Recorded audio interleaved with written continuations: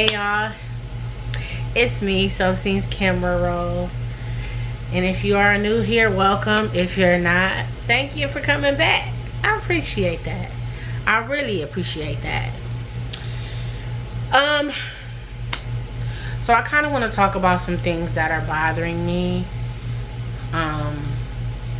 temporarily that will go away once the circumstance changes, because after visitation with my baby, I get in this funk and I go to sleep, and I'll sleep until, like, say the visit is over at 3, I'll sleep until, like, I'll stay up for like maybe 2 or 3 hours and go to sleep around 4:30, 5:30, 6 o'clock, and won't wake up until like the next morning. And sometimes if it's like a morning visit, like a 9 o'clock visit, when he leaves at 11, I'll go right to sleep, and I will literally not wake back up until 8 or 9 at night p.m.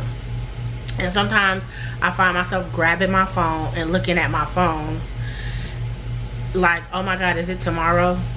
I hope I'm not late for Ezekiel's visit today.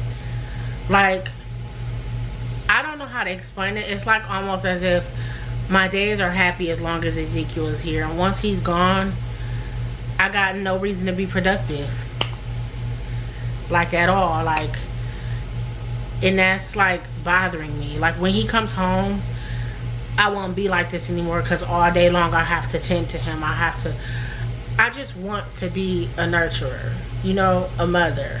And the first chance got snatched from me, and the second chance was temporarily snatched, and it's on its way back to where it belongs, but it's not coming fast enough.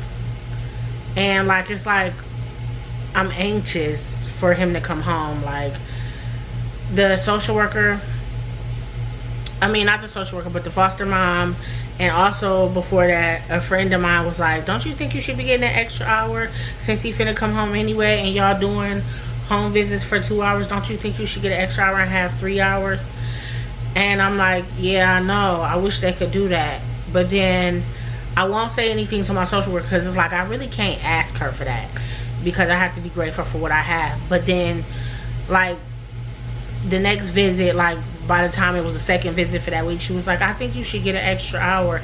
You know, he's getting ready to come home, and you've been doing this for like a couple months now, right?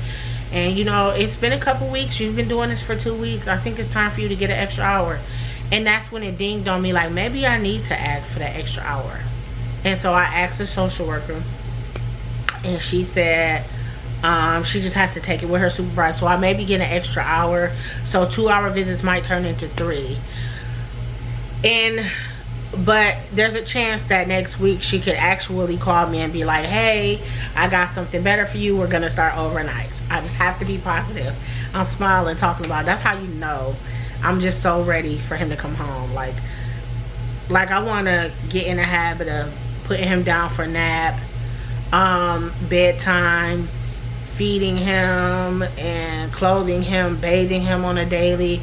Like, I'm just ready for that, you know? I just hate that this opportunity was snatched from me because of my past. Like, people change. Back then I was in my 20s. I'm 38 years old. Like, things are different now. I'm more mature. Like, even the social worker, when she was watching me, she was like, you didn't get frustrated or anything when he kept crying and you couldn't kind of figure out what it was, but then you figured it out. Then she was like, why don't you just get up and walk with him? And I did, and that was that. And like, I handled it. Like, I didn't get frustrated. You know, some people get frustrated with their kids when their kids keep crying, they can't figure out what the child wants. Like, I don't do that, because I'm a lot older and I'm a lot more mature and mentally in a headspace to where, okay, you have to understand that babies cry as a form of communication, so there's nothing to get frustrated about. You just have to figure it out, where you have to walk with him.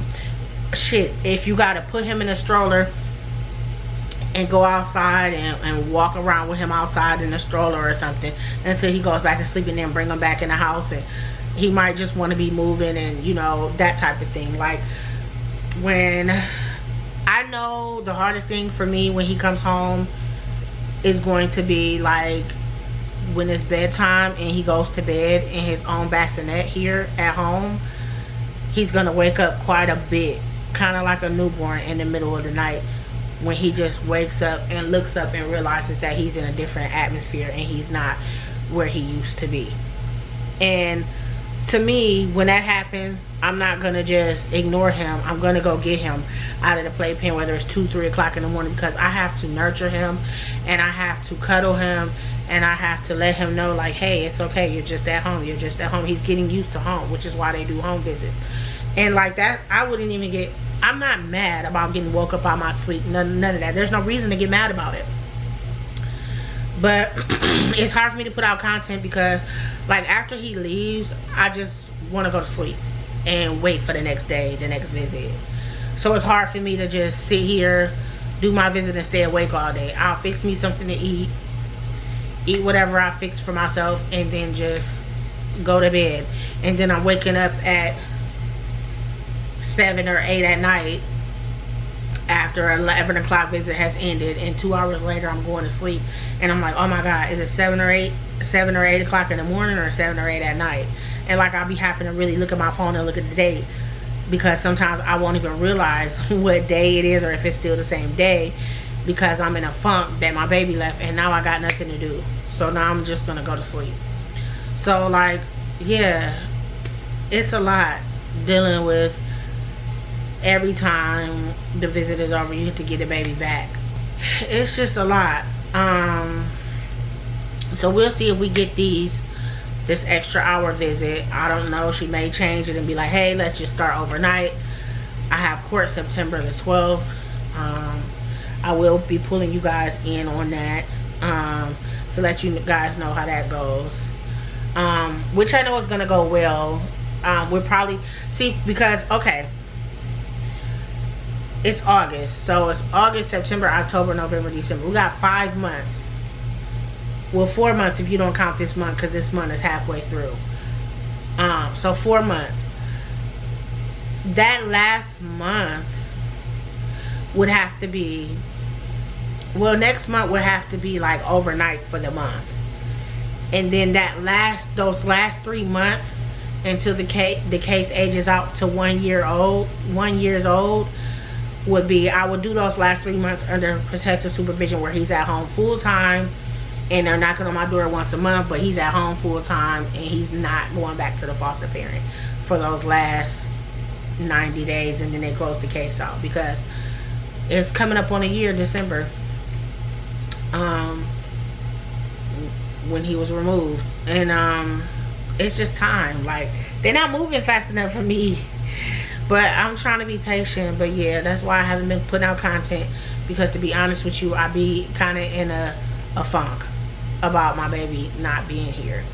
And like, I can't wait for my baby to come home, because I no longer have to deal with going to sleep all day or sleeping all day. This is like, it's weird because I'm not the type of person to lay in the bed and sleep all day. That's not my stilo. But it's like,